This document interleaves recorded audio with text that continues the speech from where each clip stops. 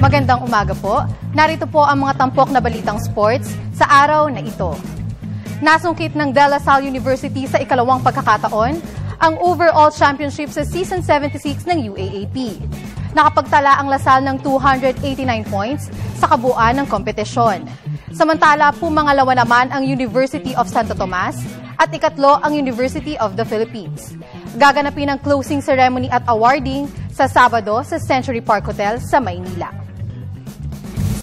Patuloy ang dibdibang training ng Team Pacquiao sa wildcard gym sa Los Angeles, California. Ito'y bilang paghahanda para sa rematch kontra Timothy Bradley sa April 13, kung saan target ni Manny Pacquiao na mapatulog ang undefeated American rival. Narito ang report ni Cristabel De Leon. Ibalik ang dating deadly self ni Manny Pacquiao. Ito ang tanging misyon ng mga handlers ng Pinoy Ring Icon. Kulang isang buwan bago ang ikalawang engkwentro kontra Timothy Bradley. Sa katunayan, pilit na ibinabalik ni trainer Freddie Roach ang lahat ng sistema ng training ni Pacquiao noong araw. Sa tulong ni conditioning guru Justin Fortune, umaasa si Roach at ang mayorya ng mga local fight fans na muling aani ng knockout victory si Pacquiao sa laban kontra Bradley. Ito'y sa kabila ng obserbasyon ng ilang eksperto na mahihirapang magtala ng knockout win si Pacman dahil masyado umano siyang maliit para sa 147-pound weight class.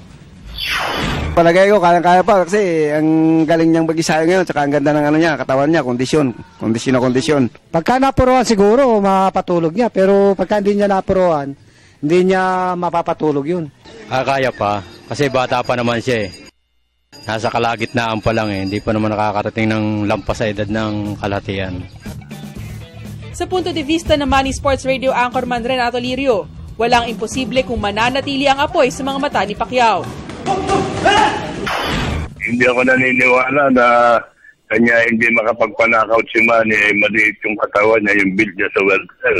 Sino-sino ba mga nakakalaban niya sa welter na pinatulog niya? Si Ricky Hatton, si Oscar De La Hoya, ng junior middle niya, si Antonio Margarito, dapat tulog yun eh. Junior middle is bigger than welter.